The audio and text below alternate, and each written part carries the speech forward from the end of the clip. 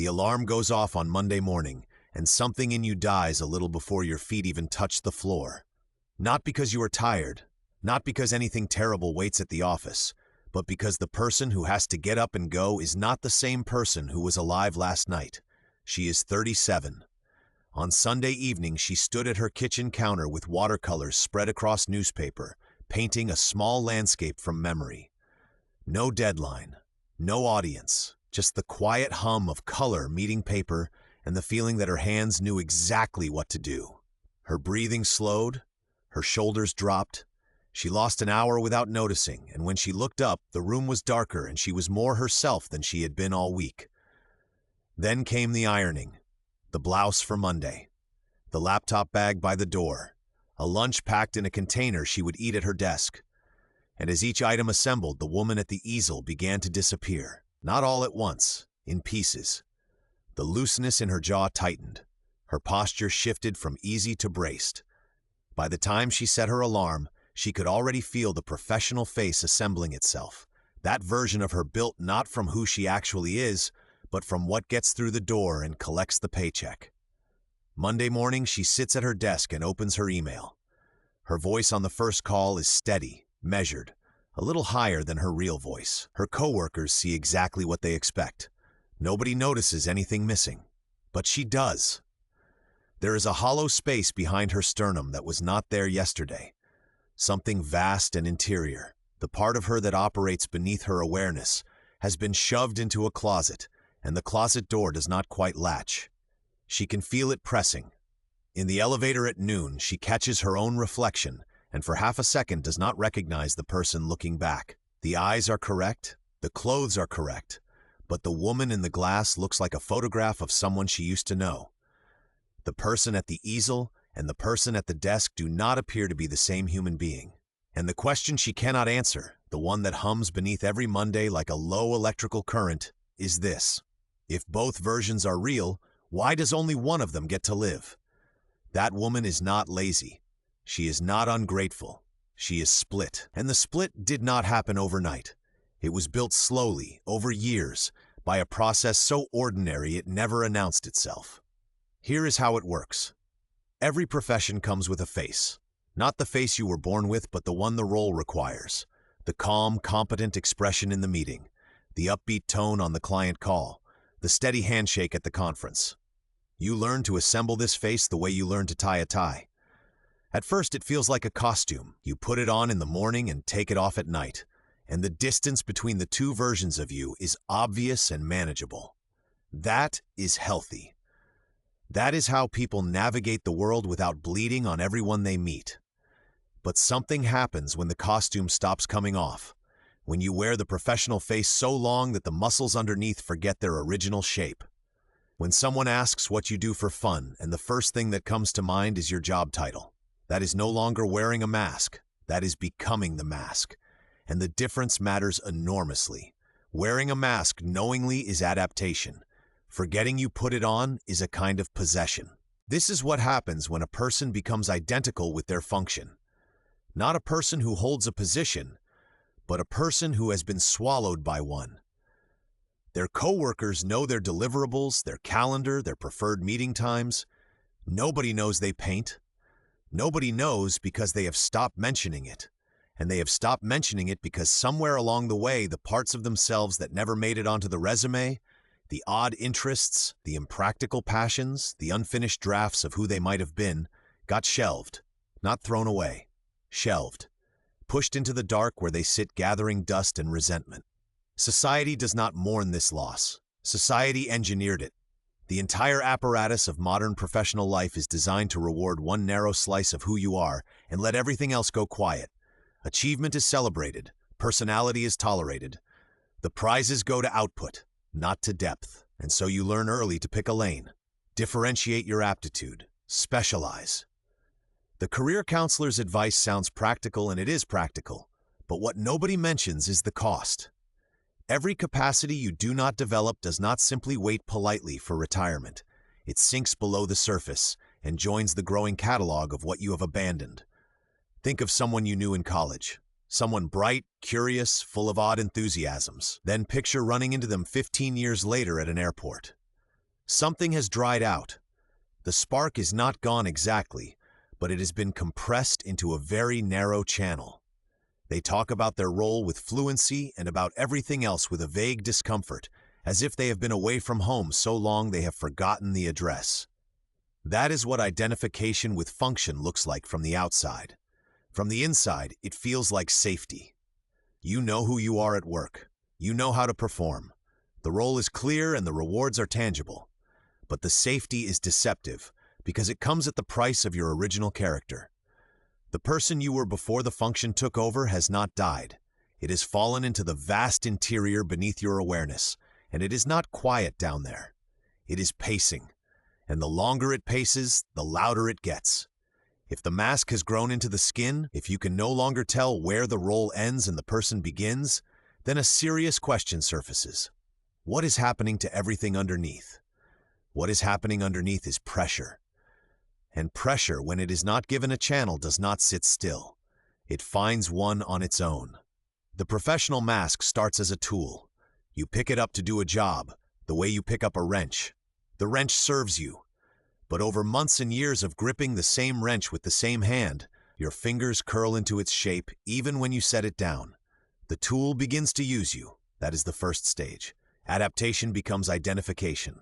The role was supposed to serve the person.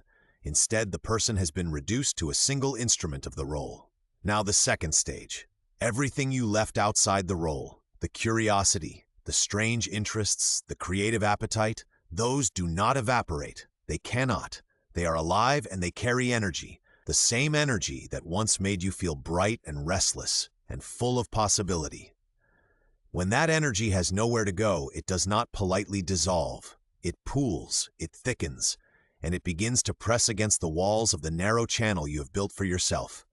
This is where it gets dangerous. The energy that makes you feel alive, the force behind interest and desire and creative hunger, does not simply vanish because you chose not to use it. It backs up, and backed up energy does not stay invisible. It starts leaking into the one domain you thought was working fine. Consider a man who spent 20 years building a successful manufacturing business. He was good at it. His outer life hummed with efficiency. But somewhere in his late 40s, the artistic interests he had abandoned in his 20s began stirring again. He did not sit with them. He did not ask what they needed. Instead, he carried them straight into his business and began redesigning his products with elaborate artistic flourishes. His customers, who wanted function, stopped buying. Within a few years, the enterprise collapsed. His mistake was not that the inner life demanded attention. It did. His mistake was that he poured the inner world directly into the outer world without understanding that they needed different containers. He treated a signal from inside as a business strategy, and the confusion destroyed both. That is the eruption pattern. When the unlived self is denied expression long enough, it does not knock politely on the front door. It breaks through the basement wall and floods whatever room it reaches first. And the room it reaches first is almost always the one you depend on most. Your work, your relationships, your health. This is why Monday dread is so misleading. It feels like you hate your job.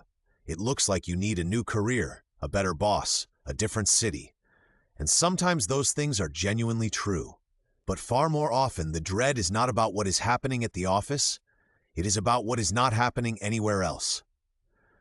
The parts of you that have been shelved for years are accumulating force. And that force shows up as a knot in your stomach on Sunday night. An old emotional pattern with its own voice, something that does not just ache but takes the wheel before you notice, begins running the show. The fantasies of quitting, of moving abroad, of burning it all down, those are not plans, they are symptoms. They are the stored energy looking for an exit. Modern work intensifies this. The rhythms of office life, email, then meeting, then email, then meeting, demand a kind of monotony that earlier humans tolerated through trance or ecstasy or communal song. You do not have those outlets. You have fluorescent lights and a calendar packed to the margins. Your natural range of action has been compressed into a single repeating loop, and every instinct that does not fit that loop lies unused, restless, resentful. For some people, the dread goes deeper still. They have not failed at adaptation, they have succeeded at it. Every external metric confirms they are doing fine. And that is precisely the problem. When the only version of normal available to you is a version that leaves the best of you locked outside the building, success itself becomes a cage. The bed has been cut to a standard length, and the parts of you that do not fit have been quietly amputated. The dread is not a flaw. It is a message. It is everything you have shelved, everything you have narrowed away, everything you left at the kitchen counter on Sunday night, pounding on the door. And the real danger is not that the pounding gets louder. The real danger is what happens when you stop hearing it altogether. So what do you do with a door that will not stop knocking? You do not tear the house down, you open it a crack. Start on Sunday evening. When the dread arrives, do not push past it. Sit with it for 60 seconds and ask one question. What did I feel alive doing this weekend that I cannot bring into Monday? The trigger is physical. You will know it by the heaviness in your chest, the tightness across your shoulders, the reluctance that feels like gravity pulling you toward the couch. Do not diagnose it as laziness. It is not laziness. It is the weight of everything you are about to put down. Name the quality, not the activity. Not painting, but the freedom to follow what interested me without a deadline. Not hiking, but being in my body without a screen. The specificity matters because the quality is portable in ways the activity is not.